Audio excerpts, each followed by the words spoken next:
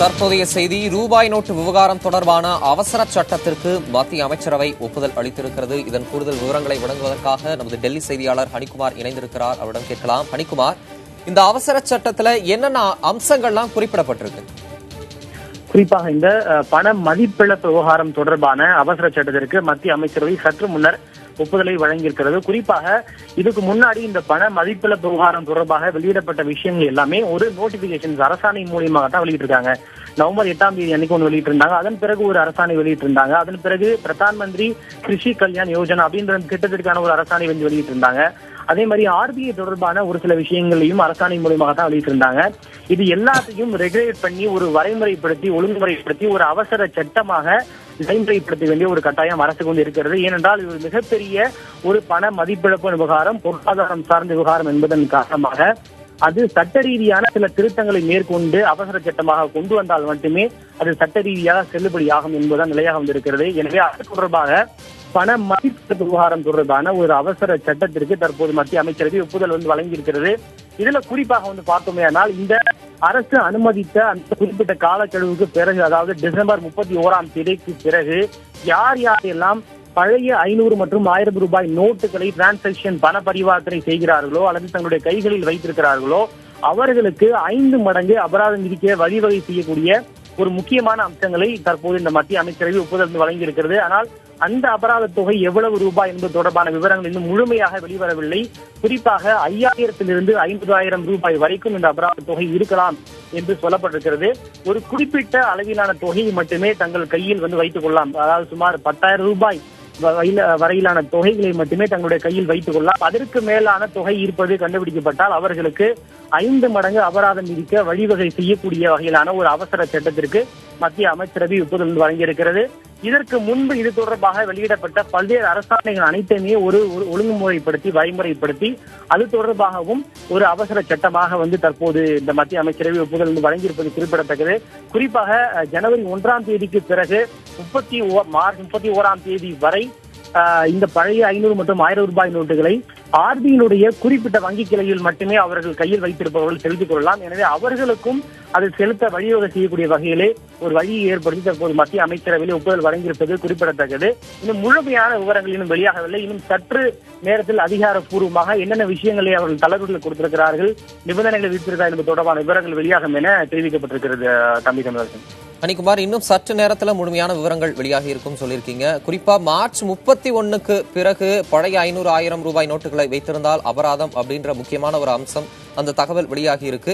ஏற்கனவே எதிர்க்கட்சிகள் இந்த பண மதிப்பிழப்பு விவகாரத்துல கடுமையான போராட்டங்களை மத்திய அரசுக்கு எதிராக முன்னெடுத்து வர நிலையில மத்திய அமைச்சரவை தற்போது அபராதம் விதிக்கப்படும் அப்படின்ற ஒரு முக்கியமான ஒப்புதலை வழங்கி இருப்பதை மத்திய அரசு எப்படி பார்க்குது? இந்த எதிர்க்கட்சிகளுடைய இந்த கடுமையான எதிர்ப்பை எப்படி அவங்க சமாளிக்க போறாங்க? இது தொடர்பாக அவங்க என்ன கருத்து வச்சிருக்கிறாங்க? நிச்சயமா எதிர்கட்சி ஆளும் அரசை வந்து பொறுத்த வரைக்கும் எதிர்கட்சிகள் கடுமையான கண்டனத்தை முன்வைத்தாலும் கூட பாராளுமன்றத்திற்கு வெளியே எதிர்கட்சிகள் ஒரே அணியில ஒன்று திரண்டு அரசுக்கு எதிராக கடுமையான நெருக்கடிகளை கொடுக்க முடிஞ்சது. குறிப்பாக நம்ம வந்து பார்த்தோம், இந்த பாராளுமன்ற குளிர்கால கூட்டத்தொடர் ஒரு நாள் கூட முழுமையாக நடைபெறாமல் ஒரு 80% நேரங்கள் வீணடிக்கப்பட்டதை வந்து பார்க்க முடிஞ்சது. ஆனால் பாராளுமன்றத்திற்கு வெளியே எதிர்கட்சிகள் ஒரே அணியில ஒன்று திரண்டு அரசுக்கு எதிரான போராட்டங்களை முன்னெடுக்கிறதுல ஒரு சில இழுபறியும் சிக்கல் நீடிச்சிட்டு இருக்கு அப்படின்றத யதார்த்தமான ஒரு விஷயமா வந்திருக்கிறது. ஏற்கனவே காங்கிரஸ் அழைப்பு விடுத்த ஜன் ஆக்ரோஷ் ரேலி என்பது அனைத்து கட்சிகளும் அதில் கலந்து கொள்ளவில்லை, ஒரு தோல்வி என்று சொல்லப்படுகிறது. அதே போல காங்கிரஸ் கட்சியும் திரிணாமுல் காங்கிரசும் அழைப்பு விடுத்த பாரத் பந்த், அதிலும் கூட எல்லா கட்சிகளும் கலந்து கொள்ளாமல் புறக்கணித்தன. நேற்றும் கூட காங்கிரஸ் கட்சி அழைப்பு விடுத்த அனைத்து கட்சி கூட்டத்தில் முக்கிய கட்சிகளான சிபிஎம், யுனைடெட் ஜனதா தள் உள்ளிட்ட பல்வேறு முக்கியமான கட்சிகள் கலந்து கொள்ளாமல் புறக்கணித்திருக்கின்றன. இது போன்று நீடிக்கொண்டிருக்கக்கூடிய ஒரு சூழலில் மத்திய அரசு இது போன்ற ஒரு அவசர சட்டத்துக்கு ஒப்புதல் கொடுத்திருப்பது என்பது அதிகப்படியான இந்த பணத்தை தற்போது நடைமுறையிலே வெளியே புழக்கத்தில் இருக்கக்கூடிய இந்த பணத்தை வங்கி நடைமுறைக்குள்ளே கொண்டு வர வேண்டும், அதற்கு ஒரு டெட்லைன், ஒரு டார்கெட் நிர்ணயிக்க வேண்டும் என்பதற்காகவே இது போன்ற ஒரு அவசர சட்டத்திற்கு ஒப்புதல் கொடுக்கப்பட்டிருக்கிறது. ஏனென்றால் தற்போது இந்த 500 மற்றும் 1000 ரூபாய் நோட்டுகள் புழக்கத்தில் தான் செல்லாது என்று சொல்லப்பட்டிருக்கிறதே தவிர வங்கிகளில் நீங்கள் செலுத்தலாம்.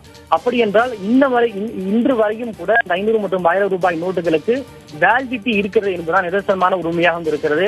எனவே அது முழுமையாக செல்லாது என்று சொல்ல வேண்டுமே. ஆனால் இந்த நோட்டு எந்த தேதியிலிருந்து செல்லாது என்பது தொடர்பான ஒரு வரையறையை அவர்கள் நிர்ணயிக்க வேண்டும். அப்படி இருந்தால்தான் ஒரு முழுமையான ஒரு புதிய மாற்றத்திற்கு அவர்கள் செல்ல முடியும். எனவே அவற்றுக்கெல்லாம் வழிவகை செய்யக்கூடிய வகையில் தான் இந்த அவசர சட்டத்திற்கு ஒப்புதல் வழங்கப்பட்டது குறிப்பிடத்தக்கது. இது குடியரசுத் தலைவருடைய பார்வைக்கு அனுப்பப்பட இருக்கிறது. அவர்கள் இதற்கு ஒப்புதல் அளித்த பிறகு முழுமையாக அது நடைமுறைக்கு வரும். ஜனவரி 1ஆம் தேதி முதல் நடைமுறைக்கு வரும் என்று எதிர்பார்க்கப்படுகிறது. அதன் பிறகு இந்த அடுத்து நடைபெற இருக்கின்ற ஜனவரி மாதம் இறுதியில் நடைபெற இருக்கின்ற பாராளுமன்ற இந்த பட்ஜெட் கூட்டத்தொடரிலே இதற்கு பாராளுமன்றத்தினுடைய ஒப்புதலை பெற வேண்டியது கட்டாயமாக வந்திருக்கிறது. அப்படி என்றால் இல்லை என்றால் அவசர சட்டம் காலாவதியாகிவிடும் என்பதும் குறிப்பிடத்தக்கது. கனிக்குமார், ஏற்கனவே இந்த பண மதிப்பிழப்பு விவகாரத்துல பிரதமர் நரேந்திர மோடி பல்வேறு ஆலோசனை கூட்டங்களை நடத்திட்டு வராரு. பொருளாதார நிபுணர்கள் கருத்தரங்கில் கூட அவர் பல்வேறு கருத்துக்களை பகிர்ந்துக்கிறாரு. இந்த ஆலோசனை மூலமா மத்திய அரசு அடுத்த கட்டமா இந்த பண மதிப்பிழப்பு விவகாரத்துல என்ன நடவடிக்கைகளை மேற்கொள்ளும் அப்படின்னு நம்ம எதிர்பார்க்கலாம்? நிஜமா இன்னைக்கு நடந்த கூட்டத்திலையும் கூட அது தொடர்பான ரிவ்யூக்கள் ஆய்வுகள் எல்லாம் மேற்கொள்ளப்பட்டிருக்கு. அடுத்து இப்போ பல மாநிலங்கள்ல தேர்தல் வர இருக்கிறது. இது முக்கியமான பாதிப்பு ஏற்படுத்துமா? எவ்வளவு தற்போது பணம் இந்த 500 மற்றும் 1000 ரூபாய் நோட்டுகள் வெளியில் இருப்பதாக கணக்கிடப்பட்டது. அதில் எல்லாமே இந்த வங்கி நடைமுறைகளுக்கு வந்துவிட்டதா? இன்னும் வெளியே வேறு எவ்வளவு தொகை வர வேண்டி இருக்கிறது என்று தொடர்பாக ஆய்வுகள் மேற்கொள்ளப்பட்டிருக்கிறது. குறிப்பாக அவர்களுடைய கணக்கு படி பார்த்தோமேனால் 90% பணம் என்பது வெளியே புழக்கத்தில் இருந்த பணமானது தற்போது வங்கி நடைமுறைக்குள்ளே வந்துவிட்டது. மீதம் 10%, அதாவது 1.5 லட்சம் கோடி ரூபாய் அளவிலான இந்த பணம் மட்டுமே தற்போது வங்கி நடைமுறைக்குள்ளே வராமல், வங்கியில செலுத்தப்படாமல் இந்த பழைய 500 மற்றும் 1000 ரூபாய் நோட்டுகள் வெளியே இருப்பதாக ஒரு கணக்கீடானது மேற்கொள்ளப்பட்டிருக்கிறது. அந்த மீதம் வெளியே இருக்கக்கூடிய 1.5 லட்சம் கோடி ரூபாய் பணத்தையும் பழைய பணத்தையும் இந்த வங்கிக்குள்ளே கொண்டு வர வேண்டும். அப்படி கொண்டு வந்தால் மட்டுமே உண்மையான நிதி நிலை, பொருளாதார நிலை எவ்வளவு இருக்கிறது என்பது அரசுக்கு தெரியும். அதனை அடிப்படையாக வைத்துதான் அடுத்து பட்ஜெட்டை மேற்கொள்ள வந்து முடியும். ஆகவே முழுமையாக வெளியில் இருக்கக்கூடிய பணம் அனைத்தையுமே வங்கி நடைமுறைக்குள் கொண்டு வந்து அரசாங்கத்தினுடைய கஜானாவில் எவ்வளவு பணம் இருக்கிறது என்பதை முழுமையான ஒரு மதிப்பீடு தெரிந்தால் மட்டுமே அவற்றை அடிப்படையாக வைத்து அளவீடாக வைத்து பட்ஜெட்டை தயாரிப்பதற்கும் அது உறுதுணையாக வந்திருக்கும். ஜனவரி மாத இறுதியில் பட்ஜெட் தாக்கல் செய்யப்படும் என்று மத்திய அரசு திட்டமிட்டிருக்கிறது. எனவே அதற்கு முன்பாக ஒரு குறிப்பிட்ட காலக்கெடு நிர்ணயித்து இது அனைத்தையுமே ஒரு வரைமுறைக்குள் கொண்டு வந்தால் மட்டுமே அரசு அடுத்த கட்டத்திற்கு தயாராக முடியும் என்பதே மத்திய அரசின் ஒரு கணிப்பாக வந்திருக்கிறது. அவற்றுக்கெல்லாம் ஒரு வரையறை கொண்டு வர வேண்டும் என்பதற்காகவும் இந்த அவசர சட்டத்திற்கு ஒப்புதல் கொடுக்கப்பட்டிருக்கிறது. கனிக்குமார், பண மதிப்பிழப்பு விவகாரத்துல மத்திய அரசு தொடர் நடவடிக்கைகளை மேற்கொண்டு வந்துகிட்டே இருக்கு. தற்போதைய அந்த நடவடிக்கையின் ஒரு அம்சமாக இந்த புதிய சட்ட திருத்தம் அமைச்சரவை ஒப்புதல் வழங்கி இருக்கிறது. இந்த புதிய சட்ட திருத்தம் நாடாளுமன்றத்தில் நிறைவேறுவதற்கான சாத்தியக்கூறுகள் எப்படி இருக்கு? கட்சிகளுடைய நிலைப்பாடுகள் தொடர்பான அந்த விஷயங்கள் எல்லாம் ஆலோசித்து பார்க்கும்போது இதனுடைய சாத்தியக்கூறுகள் எந்த அளவுக்கு நாம எதிர்பார்க்கலாம்? நிச்சயமா எதிர்கட்சிகள் எல்லாமே நிச்சயம் இந்த ஆரம்பம் முதலே இந்த நடவடிக்கை எதிராகத்தான் வந்திருக்கிறது. இந்த நடவடிக்கையின் காரணமாக, இந்த டிமானிட்டைசேஷன் காரணமாக மிகப்பெரிய அளவிலே சிக்கல் மக்களுக்கு ஏற்பட்டிருக்கிறது, சிரமங்கள் ஏற்பட்டிருக்கிறது. திரும்ப பெற வேண்டும் என்பதுதான் எதிர்கட்சிகள் தொடர்ந்து வலியுறுத்தி வரக்கூடிய ஒரு விஷயமாக வந்திருக்கிறது. இப்போது மத்திய அரசின் முன்பாக இருக்கக்கூடிய சவால் பிரச்சனை என்பது இந்த அவசர சட்டத்திற்கு பாராளுமன்றத்தினுடைய ஒப்புதலை பெற வேண்டும். அப்படி பாராளுமன்றத்தினுடைய ஒப்புதலை பெறவில்லை என்றால் நிச்சயமாக இந்த சட்டம் காலாவதியாகிவிடும். மக்களவையை பொறுத்தவரை ஆளும் அரசுக்கு பிரச்சனை என்பதில்லை. ஆளும் அரசுக்கு மெஜாரிட்டி இருக்கிறது. ஒரு கூச்சல் குழப்பங்கள் நிலவினாலும் கூட ஒரு கூச்சல் குழப்பத்திற்கிடையே இந்த சட்டத்தை நிறைவேற்றுவதற்கான சாத்தியக்கூறுகள், வாய்ப்புகள் ஆளும் அரசுக்கு இருக்கிறது. ஆனால் ராஜ்யசபாவை பொறுத்தவரை ஆளும் அரசுக்கு பெரும்பான்மை என்பது இல்லை. எனவே அங்கே இந்த சட்டம் நிறைவேறிலே பிரச்சனை ஏற்படவும் வாய்ப்புகள் இருக்கிறது. கூச்சல் குழப்பங்கள் நிலவினால் அங்கே இந்த சட்டத்தை நிறைவேற்ற முடியாத ஒரு சிக்கலும் கூட ஆளும் அரசுக்கு ஏற்படும். எனவே இதனை கருத்தில் கொண்டு அடுத்து நடைபெற இருக்கின்ற கனிக்குமார், பல்வேறு விதமான கருத்துக்கள் இந்த அவசர சட்டத்தின் மூலமாக வெளிப்படுகின்றன. ஒரு சிலர் பாதிப்புகள் ஏற்படும் அப்படின்ற கருத்துக்களை முன்வைக்கிறாங்க. பெரிய அளவிலான பாதிப்புகளும் ஏற்படக்கூடிய வாய்ப்புகள் இல்லை அப்படின்ற கருத்துக்களையும் முன்வைக்கிறாங்க. தற்போது ஒரு நினைவு கூறலுக்காக கடந்த நவம்பர் 8ஆம் தேதியன்று இந்த பண மதிப்பிழப்பு அந்த செய்யப்பட்டதிலிருந்து என்னென்ன கட்டுப்பாடுகள், அறிவிப்புகள் இதுவரை மத்திய அரசு தரப்பிலிருந்தும் RBI தரப்பிலிருந்தும் வழங்கப்பட்டிருக்கு? குறிப்பாக நவம்பர் 8ஆம் தேதி இந்த 500 மற்றும் 1000 ரூபாய் நோட்டுகள் செல்லாது அப்படின்னு பிரதமர் நரேந்திர மோடி நாட்டு மக்களுக்கு உரையாற்றும் போது தெரிவித்திருந்தார். அன்று இரவு 12 மணியில் இருந்து இந்த நோட்டுகள் நடைமுறையில் செல்லாது, புழக்கத்தில் இருக்காது என்று அவர் அறிவித்திருந்தார். இருந்தாலும் பொதுமக்களுக்கு ஏற்படக்கூடிய சிரமத்தை கருத்தில் கொண்டு ஒரு சில இடங்களிலே இந்த பழைய 500 மற்றும் 1000 ரூபாய் நோட்டுகளை செலுத்துவதற்கு மக்கள் பயன்படுத்திக் கொள்ளலாம் என்கிற பிறகு அவர்களுக்கு தளர்வும் கொடுக்கப்பட்டது. குறிப்பாக பெட்ரோல் நிலையங்கள், தபால் நிலையங்கள், அதே போல ரயில்வே டிக்கெட் பதிவு செய்வது, மெட்ரோ டிக்கெட், அதே போல விமான பயண கட்டணம் செலுத்துவது, சுங்கச்சாவடியிலே கட்டணம் செலுத்துவது உள்ளிட்ட பல்வேறு விஷயங்களுக்கும், வரி செலுத்துவதற்கு போன்ற பல்வேறு விஷயங்களுக்கும் இந்த பழைய 500 மற்றும் 1000 ரூபாய் நோட்டுகள் பொதுமக்கள் பயன்படுத்திக் கொள்ளலாம். அதாவது குறிப்பிட்ட காலக்கெடு நவம்பர் 24ஆம் தேதி வரைக்கும் அதை பயன்படுத்திக் கொள்ளலாம் என்று அவர்களுக்கு தளர்வு வழங்கப்பட்டது. அதன் பிறகு பல்வேறு ஆலோசனைகளுடைய அடிப்படையிலே சுங்க கட்டணம் அவர்களுக்கு ரத்து செய்யப்பட்டது. டிசம்பர் 2ஆம் தேதி வரைக்கும் நாடு முழுக்க இருக்கக்கூடிய சுங்கச்சாவடியில் சுங்க கட்டணம் இல்லை என்று தெரிவிக்கப்பட்டிருந்தது. அதே போல நவம்பர் 28ஆம் தேதி வரைக்கும் நாடு முழுக்க இருக்கக்கூடிய விமான நிலையங்களிலே இந்த பார்க்கிங் கட்டணம், வாகனங்களுக்கான பார்க்கிங் கட்டணம் ரத்து என்று பல்வேறு விதமான அறிவிப்புகள் செய்யப்பட்டது. பொதுமக்களுடைய நலனுக்காக இது போன்று பல்வேறு விதமான சில நடவடிக்கைகள் மேற்கொள்ளப்பட்டது குறிப்பிடத்தக்கது. அதே போல வங்கிகளிலே தங்களுடைய கையில் இருக்கக்கூடிய பணத்தை அவர்கள் மாற்றிக்கொள்ளலாம். சுமார் 4000 ரூபாய் வரைக்குமான பணத்தை கொடுத்து மாற்றிக்கொள்ளலாம் என்று அவர்களுக்கு விதிவிலக்கானது கொடுக்கப்பட்டது. அதே போல ஏடிஎம்மில் இருந்து எடுக்கக்கூடிய பணத்திற்கும் கட்டுப்பாடானது விதிக்கப்பட்டது.